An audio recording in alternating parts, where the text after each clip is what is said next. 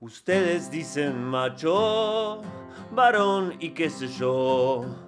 Me meten en un molde como si fuera un flan. Para recibirme de hombre no es verdad. No tengo que llorar, me tengo que pelear.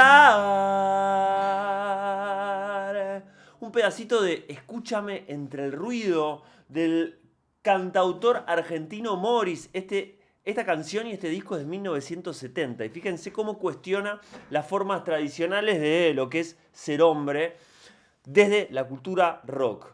Y nos va a servir de ejemplo para hablar de la serie Adolescence, que es lo que vamos a hacer ahora en este preciso instante, no sin antes presentarme. Tengan una gran bienvenida a un nuevo episodio de Antropología Pop. Mi nombre es Juan Manuel López Manfré y como les dije vamos a hablar de la serie Adolescencia, una serie que generó muchos debates sobre masculinidades y yo voy a estar entre el guión que tengo armado acá para leer y algunas cosas que van a entrar más en tono confesional, contarles por qué me interpeló esta serie. Y bueno, es una serie que, como saben, generó y está generando muchos debates sobre masculinidades, la cultura que denominan incel, la cultura incel, y cómo se representan las dinámicas entre los hombres. Pero hoy quiero hablar de algo que nadie está tocando, el adultocentrismo y cómo la mirada adulta sobre los jóvenes niega las realidades infantiles y adolescentes. Les decía que este episodio me pegó, me interpeló, porque al ver la serie me di cuenta de que aunque las distancias culturales pueden ser grandes, porque es una serie británica, mi historia como hombre y mi crianza tienen muchas similitudes con la del protagonista. Mis padres, como los de él, querían hacer las cosas bien, querían hacer las cosas de una manera mejor de cómo fueron criados ellos por sus padres, por mis abuelos, pero a pesar de sus buenas intenciones, hubo vacíos en mi educación afectiva y en mi formación como hombre.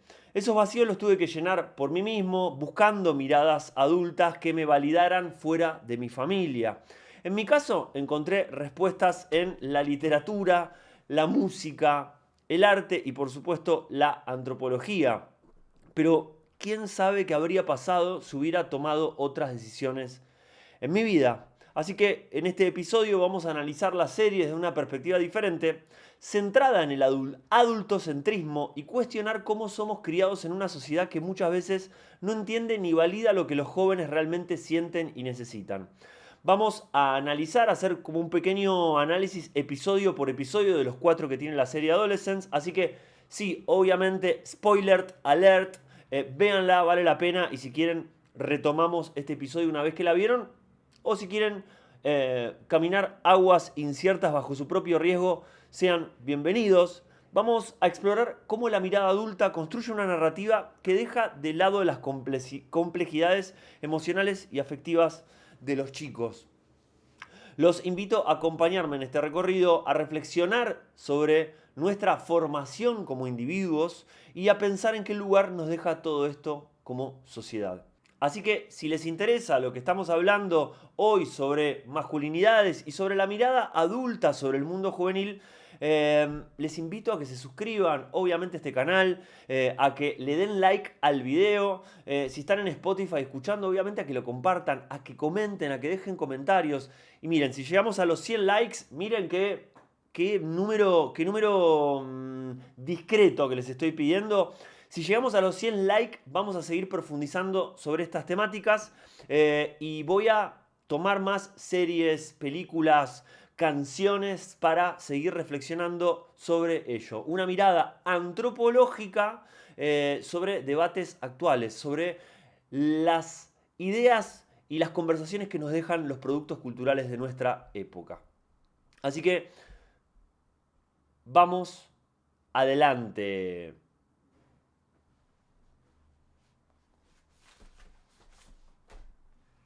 Bueno,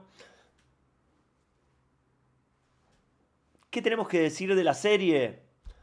Adolescence es una miniserie británica de 4 episodios que sigue la historia de Jamie Miller, un adolescente de 13 años acusado del asesinato de su compañera de clase, Katie Leonard. La serie se distingue por un formato único, ya que cada episodio está filmado en un solo plano secuencia. Eso la hace muy vertiginosa la serie y sobre todo muy angustiante, porque lo que estamos viendo es prácticamente 4 horas en diferentes momentos de este caso, del caso de Jamie Miller y de la muerte de Katie Leonard. A lo largo de los episodios se exploran las influencias que llevaron a Jamie a cometer el crimen, incluyendo el acoso escolar, la exposición a contenidos misóginos en línea y la internalización de la cultura incel. Y acá me parece que a partir de la serie se empezó a hablar, y vean ustedes en las redes sociales, se empezó a hablar mucho de estos conceptos que tienen que ver con estos temas, como la manósfera, ¿no? La atmósfera de las conversaciones que tienen los hombres entre sí, con esta mirada como misógina y de enojo hacia las mujeres.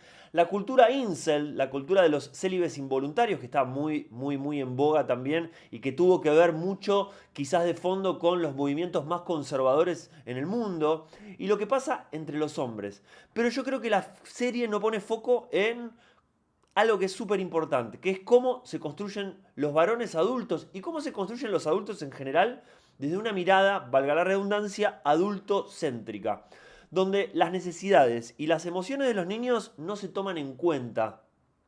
Crecemos y nos olvidamos que fuimos niños, que teníamos miedo a un montón de cosas, que la validación de nuestros compañeros en el colegio era fundamental para nuestra crianza y que declararnos amorosamente a una chica o a un chico nos ponía en juego todo. Crecemos y nos olvidamos de eso y criamos chicos sin poner en valor lo que les está pasando en el momento que les está pasando. La psicoanalista Andu Formantel dice: ¿qué significa el día de mañana? ¿Cuán lejos queda un mañana para un niño que lleva pocos años viviendo, ¿no? Tomemos la dimensión de las cosas como eran importantes como cuando éramos chicos. Y qué fácil se nos olvida cuando somos grandes. La serie tiene estos temas centrales. La masculinidad tóxica, la cultura incel, se muestra como Jamie, influenciado por foros en línea, y figuras como Andrew Tate, desarrolla una visión distorsionada de las relaciones y la sexualidad, ¿no? Con esta idea de los influencers ocupando los espacios vacíos que dejan los padres en la crianza. Habla sobre el impacto de las redes sociales, se destaca cómo la exposición a contenido misógino en plataformas digitales puede moldear las creencias y comportamientos de los adolescentes, y habla también sobre la crisis de la adolescencia y la búsqueda de la identidad. Se explora la lucha interna de Jamie por encontrar su lugar en un mundo que constantemente valida modelos de masculinidad agresivos y dominantes. Yo propongo una mirada alternativa, que es analizar cómo la sociedad adultocéntrica contribuye a la construcción del personaje de Jamie.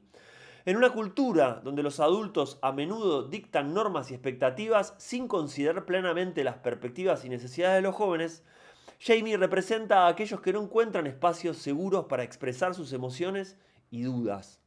La falta de diálogo intergeneracional y la imposición de ideales adultos pueden llevar a los adolescentes a buscar validación en lugares peligrosos, como comunidades en línea, que refuerzan estereotipos dañinos. Este fenómeno resalta la importancia de involucrar a los jóvenes en conversaciones importantes y de validar sus experiencias y sentimientos. Acá yo lo que les estoy diciendo es que podemos centrarnos en la construcción de masculinidades, pero creo que hay un paso previo que deberíamos dar, y es pensar cómo el mundo adulto mira y en un punto menosprecia o no le da la validación suficiente al mundo de los niños, al mundo de las infancias. Esto es para hablar en otro momento, pero yo creo que casi todas las películas de estudio Ghibli, si ustedes ven, sobre todo El viaje de Chihiro, esta película que se llama, creo que Las tumbas de las luciérnagas, que es una peli de los 80 de estudio Ghibli, lo que vemos, el problema principal de sus protagonistas es la mirada indiferente que tienen los adultos hacia lo que les pasa a los chicos. Esas películas simbolizan esa distancia y creo que esta serie habla de eso sin querer hablar de eso. Me parece que no es el tema principal de la serie, pero fíjense, y ahora vamos a ver episodio por episodio, cómo está filmada desde una mirada adulta. En ningún momento aparece el protagonismo de lo que sienten el chico este, que efectivamente es culpable de lo que hizo, ni sus compañeros.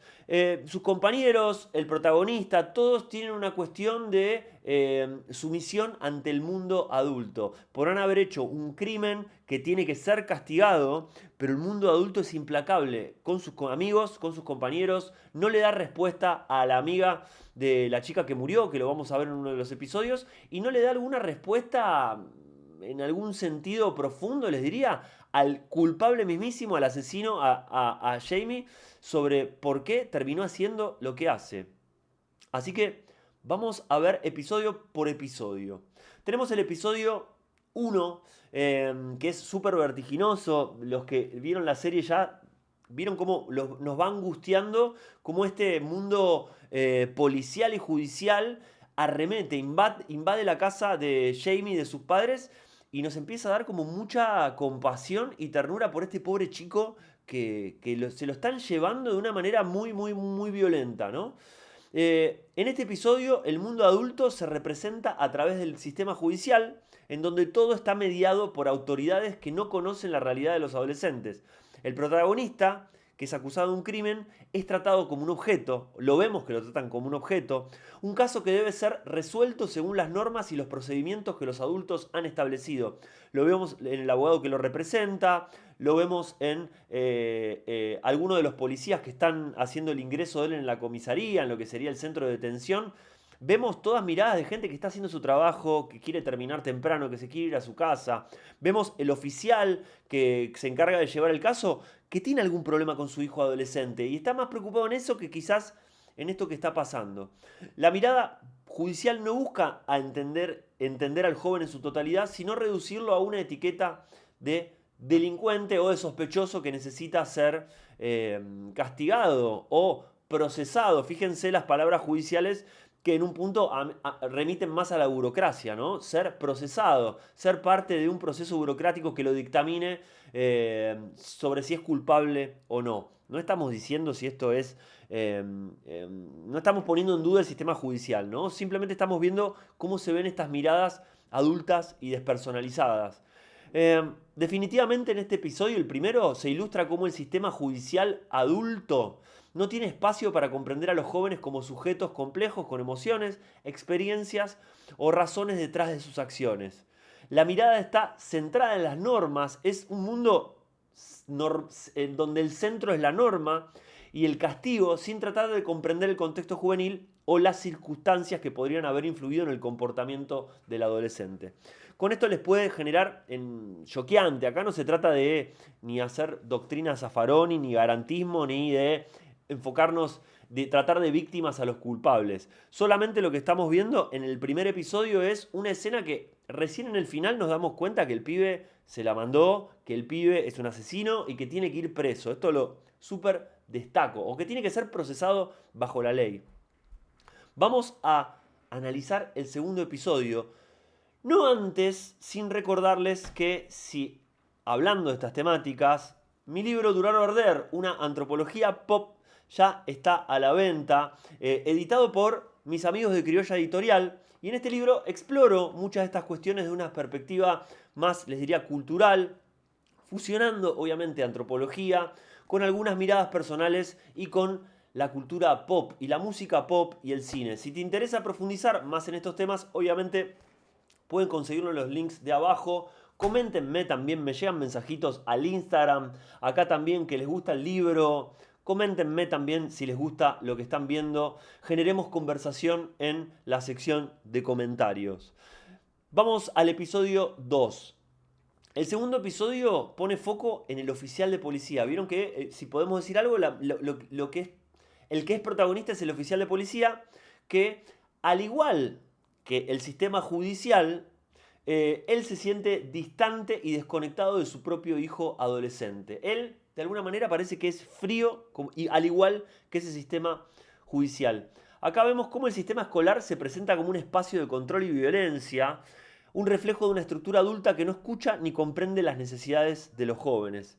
La relación entre el padre y su hijo es distante, entre el oficial y su hijo es distante, lo vemos en algún momento interactuando, donde el chico se acerca y le dice: te quiero dar algunas pistas sobre los significados de los emojis en las conversaciones que tenemos los adolescentes, porque te veo muy perdido, te veo haciendo el ridículo, le dice el chico, como dándole a entender explícitamente, mirá, loco, vos si tenés acá una mirada adulta, no vas a entrar en este mundo. Vemos un colegio que a mí me hizo acordar mucho a mis escuelas, al sistema educativo, donde vemos un sistema, gente, detonado, ¿no? Con gente, con profesores que no les da mal la cabeza, que están sobrecargados, que tratan mal a los chicos, que no saben cómo lidiar con el aburrimiento de los adolescentes, más el uso de los teléfonos celulares.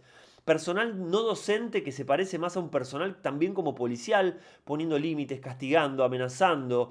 Chicos que están completamente hastiados del sistema educativo, reproduciendo un lenguaje violento entre ellos, fomentando y haciendo la típica escena de los bullies que las vivimos todos en los colegios, burlándose del que es diferente, riéndose de las desgracias ajenas. Todo un universo de maldad que uno dice a veces, ¿cómo fue que yo salí con vida del sistema educativo, ¿no? Donde ser gordo era un motivo de risa, ser flaco era motivo de risa, tener anteojos era motivo de risa, tener el pelo de un color era motivo de risa, todo era motivo de burla y de risa. Eh, no sé, honestamente, quiénes son los que dicen. Yo admiro a la gente que dice quiero volver a la época del secundario, ¿no? Como digo, bueno, se ve que la pasaban muy bien. Volviendo a la serie, a partir de estas reflexiones que les digo que obviamente me movilizó la serie, la relación entre el padre y el hijo, que vimos ahí, entre el oficial y su hijo es distante, y lo que vemos en toda la serie es la incapacidad de los adultos para conectar con la experiencia adolescente. Recién al final vemos al oficial que dice, che, me parece que tengo que conectar con mi hijo, lo voy a invitar a comer, a ver a dónde quiere ir a comer, ¿no?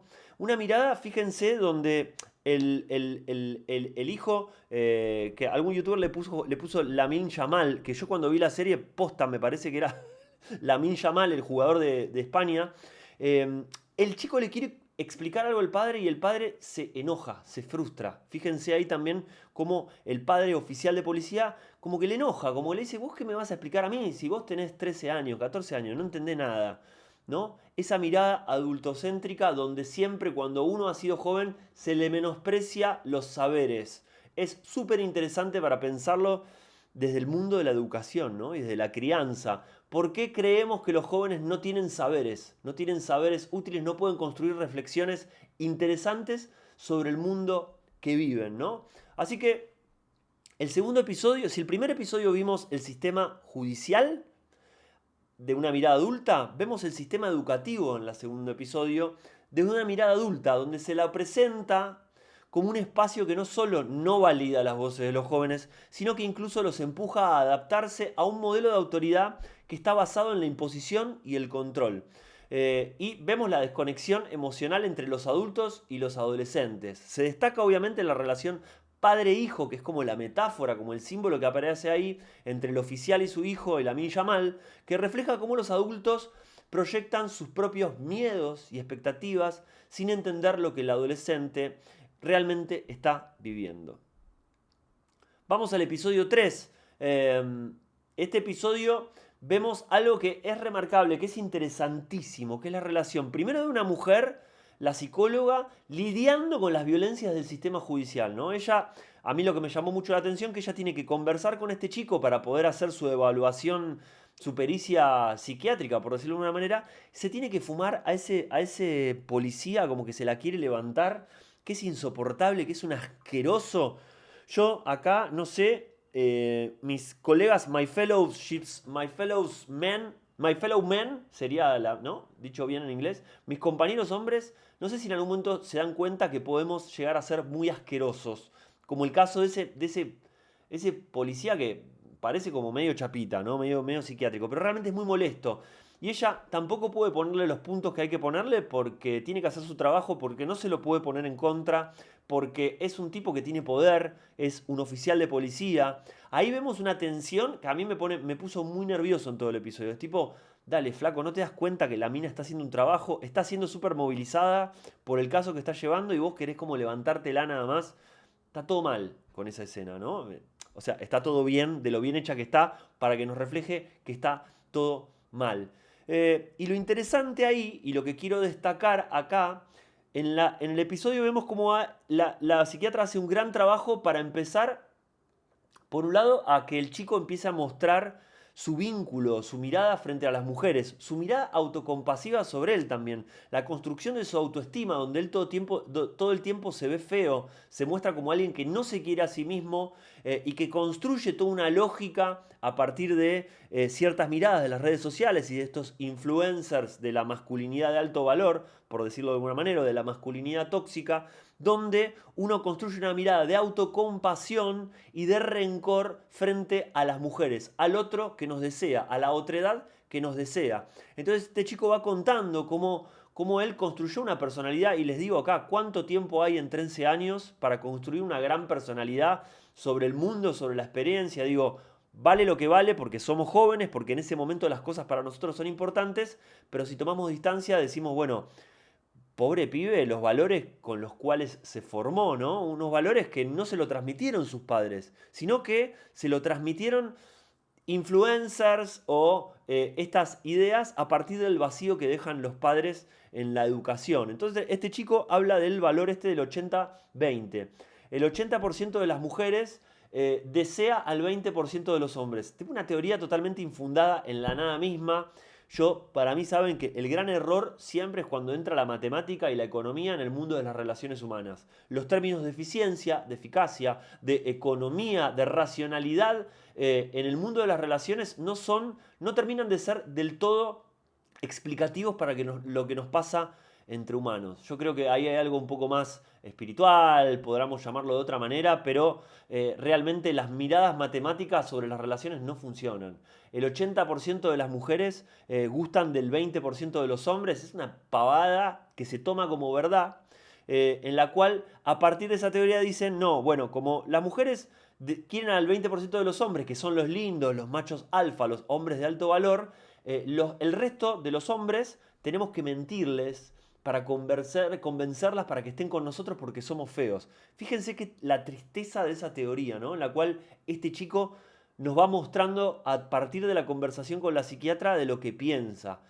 Uno, por un lado, no deja de decir, che, qué lamentable, qué pibe horrible cuando se pone violento y maltrata a la mujer y él se construye maltratando a la psiquiatra, y a la vez decís, pobre, qué tristeza de educación, ¿no? Teniendo bibliotecas y bibliotecas que hablan del amor, personas y figuras totalmente positivas que hay en el mundo para transmitir cómo construir vínculos en la vida, poder forjarte a partir de eso, ¿no? Qué huérfano que está el mundo para que estas cosas, estos influencers, esta gente pueda transmitir estos valores tan, pero tan horribles.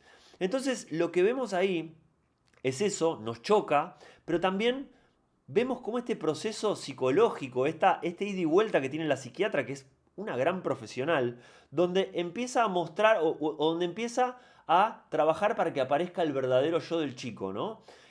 Por eso, yo creo que desde una mirada periférica, desde el adultocentrismo, podemos pensar que el adolescente es sometido a un proceso psicológico desde el mundo adulto, donde una mujer adulta intenta revelar el verdadero yo del chico. El enfoque del camino ese está puesto en las estrategias de la psicóloga para que se pueda desentrañar lo que el joven en verdad es, ¿no? O lo que puede sentir, sin tomar en cuenta la experiencia subjetiva de este chico. Nos es muy difícil, obviamente, tener en cuenta la experiencia subjetiva, porque estamos viendo cómo el pibe también empieza a darse cuenta que es un asesino, ¿no? No estamos, digo, comprender al otro no significa justificarlo, ¿no? Pero es interesante comprender al otro para nosotros no juzgar desde la misma violencia que el otro ejerció. El joven está expuesto en ese capítulo a un proceso que lo obliga a encajar en un modelo adulto de interpretación de la realidad. El pibe no tiene escapatoria. Por más que él se levante, la maltrate mal, la maltrate mal, es muy redundante, que él se levante, tire la silla, le haga todo este toreo de humillación, al final del día el chico no va a poder hacer nada porque hay policía del otro lado de la puerta, lo están monitoreando, no deja de ser toda una gran cámara Gesell donde están tratando de que se vea su verdadero yo, pero al final del día ese chico sigue siendo sometido bajo la mirada, y si quieren, la mirada masculina de la policía, ¿no? Porque el chico se frena cuando mira en la ventana el policía, que es un policía varón, que le dice, che, pará, flaco, calmate, ¿no? Entonces, lo que podemos ver, algo ahí que adultocentrista es esto, ¿no? Cómo los adultos se posicionan como expertos en revelar esta verdad del adolescente, pero lo hacen desde su propia perspectiva, ¿no? Sin considerar emociones, pensamientos o la complejidad del joven como sujeto. Acá la psicología la vemos que se convierte en un instrumento de control que intenta imponer o que intenta mostrar un relato sobre el joven sin darle la oportunidad de expresarse desde su propia realidad. Acá, de vuelta, no lo estoy diciendo para justificarlo al chico. Creo que lo que nos muestra la serie es cómo el chico también en este trámite de sus emociones y de las violencias que emergen de él, se empieza a dar cuenta que mató a una persona. Lo que nos va mostrando la psiquiatra es que parece que el pibe no se daba cuenta hasta ese momento que es un asesino. No lo puede poner en palabras. Como yo les contaba en otros episodios, y quiero como hablar con diversos amigos y amigas que trabajan estas temáticas también en este podcast, entrevistar gente. Tengo un amigo que trabaja con varones judicializados y él lo que me cuenta mucho en ese trabajo es que muchos de los hombres no le ponen nombre a las cosas, ¿no? Dicen, bueno, le levanté la mano a mi mujer. Nunca dicen, che, la cagaste a trompadas, le pegaste a tu mujer. No, bueno, le levanté la mano, me equivoqué. No, flaco, le pegaste a tu mujer, ¿no? ¿Cómo hay que construir también en la mirada del otro esa declaración de culpable? El pibe después, vamos a ver que en el episodio 4 se declara culpable, pero a partir de todo un proceso, de un trabajo donde él no podía acceder a ese lugar. Hizo lo que hizo, porque aparece en el primer episodio el video de que realmente acuchilla a la chica, pero no se termina de dar cuenta hasta el episodio 4, ¿no? Que es uno de los episodios más conmovedores, ahora sí entrando al episodio 4, que es el de la mirada de los padres.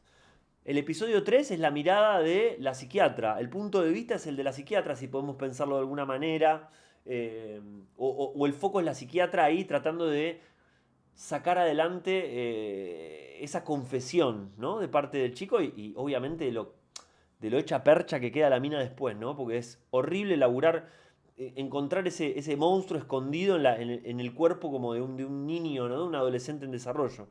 Así que el episodio 4 aborda la mirada de los padres, quienes a pesar de su amor y preocupación siguen siendo incapaces de conectar con la experiencia de su hijo adolescente. Lo vemos cuando llama por teléfono, que no saben qué decir, que es el cumpleaños del padre y que no hablan mucho del hijo, que está como presente pero no. A los padres, al igual que en los episodios anteriores, se muestran distantes y preocupados, más por lo que creen que el adolescente necesita que por lo que realmente está sucediendo. La mirada adulta está teñida de una idealización de la paternidad del amor, pero desconoce las emociones reales del joven. Acá tiene cosas que son muy interesantes cuando el padre y la madre se ponen a hablar y se ponen a hacer una reflexión honesta y sincera y amorosa de qué hicimos con nuestro hijo, ¿no? Porque lo que gira en torno a esto es cómo es que nosotros hicimos las cosas mal para que este chico haya hecho lo que haya hecho. Hace 2 años atrás, 3 años atrás era un nene, un niño que dibujaba, que le encantaba dibujar, que un día dejó de dibujar, no le preguntamos por qué dejó de dibujar, que el padre dice yo estaba presente con él, lo llevaba a hacer deportes, y yo no podía lidiar como padre con que mi hijo fuera malo jugando al fútbol. Fíjense cómo aparece esta mirada de un hombre que dice que en esto me identifica completamente, porque a mi viejo le pasaba lo mismo. Y si quieren después armamos otro episodio de miradas más personales sobre esto. Pero a mi viejo le pasaba lo mismo. Mi viejo era un dulce bárbaro, era un tipo que yo sabía que lo veía lejos y hoy lo veo a la memoria como un buen hombre. Que él de chico fue criado con violencia, mi abuela le pegaba. Él fue criado con golpes, como era muy normal también en algún momento del siglo XX ese tipo de educaciones. Y él se juró, al igual que el papá de la serie, no ser así de violento con su hijo. Y mi papá nunca me pegó. Y eso lo tengo que decir, lo tengo que destacar. Fue una persona que por momentos me escuchaba, no juzgaba, Por ahí su espacio amoroso tenía que ver más con los silencios que tenía él que con las cosas que decía. Y también es un tipo que no sabía, o era un tipo que no sabía cómo lidiar con mi angustia. Yo, obviamente, los deportes físicos cuando era chico me angustiaba mucho, el tema de la competencia, el tema de, viste, de que al toque te señalan como el perdedor porque parece que uno debería saber jugar la pelota desde nacimiento, como que no, parece que te juzgan porque no aprendiste, porque vas un día a una cancha de fútbol y no sabes hacer lo que haces.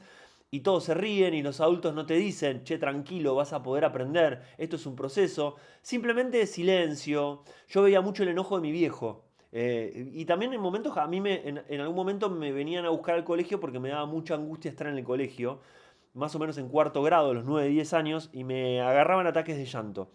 Y mi papá no sabía qué hacer con eso, no me abrazaba. Eh, digo, me parece que en la serie eso súper aparece. Y yo digo que ahí resuena mucho la crianza que tenemos como hombres, porque ese tipo de cosas aparecen que no son violencias, pero son omisiones, ausencias, espacios vacíos.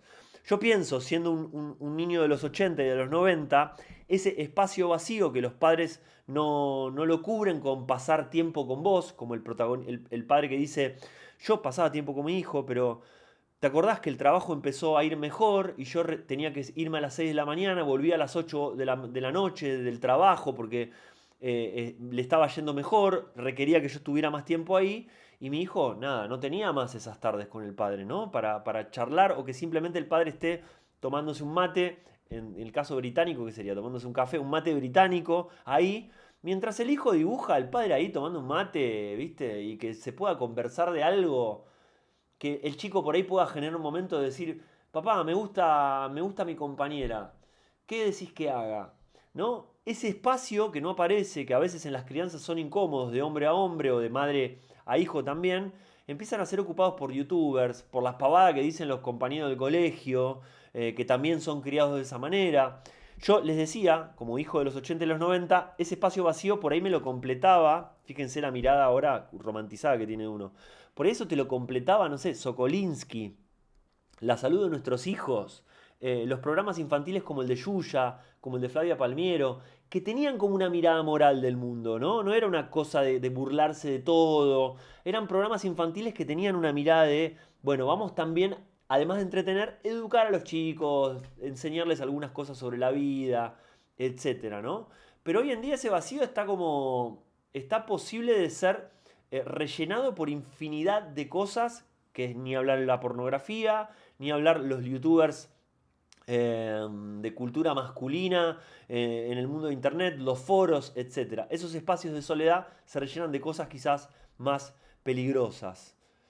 Así que, para hacer una conclusión, vamos a hacer una suerte de cierre de este episodio. Creo que hay una falta de una mirada adolescente en la serie. A lo largo de los 4 episodios, la serie pone en evidencia una desconexión clara entre mundos adultos y juveniles. Los adolescentes son representados a través de los ojos de los adultos, pero nunca se les da la oportunidad de expresarse desde su propia perspectiva. Esto no solo resalta la brecha generacional, sino que también pone en evidencia cómo la sociedad adultocéntrica ha sido incapaz de reconocer a los jóvenes como sujetos complejos con emociones, deseos, realidades propias. La mirada adultocéntrica de la serie refleja cómo los adultos tienden a imponer sus propios marcos de interpretación y soluciones a los jóvenes, sin permitirles una voz propia.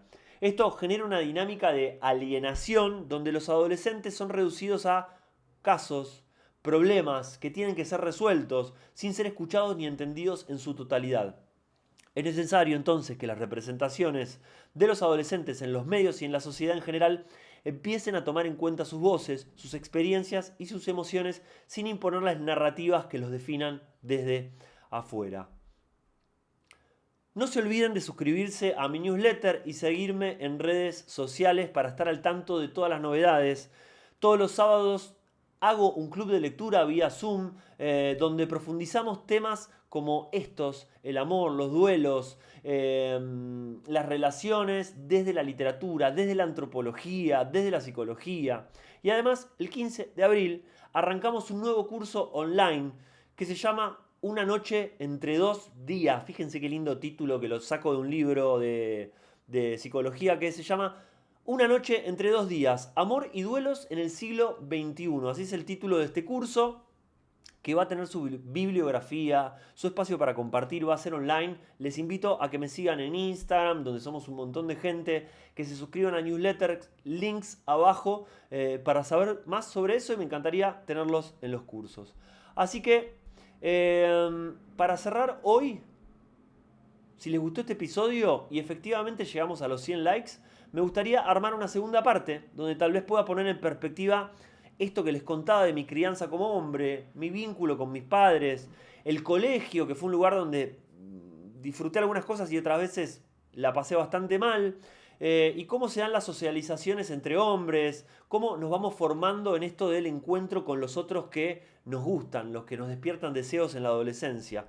Todo esto lo voy a hacer desde una mirada antropológica. Yo siempre lo que propongo en este espacio es, fíjense que hablamos de psicología, hablamos de religión, de espiritualidad, de música pop, pero es como si llegara un antropólogo y tratara de verlo por primera vez. No hablo desde los lenguajes técnicos de cada disciplina, sino traigo las miradas de la antropología, y de mi propia formación también, para hacer estos ejercicios de mirada social y cultural, crítica cultural, autoetnografía. Así que, si quieren que esto ocurra, obviamente háganmelo saber con los likes y con los comentarios. Y nada, nos vemos en el próximo episodio. Un abrazo.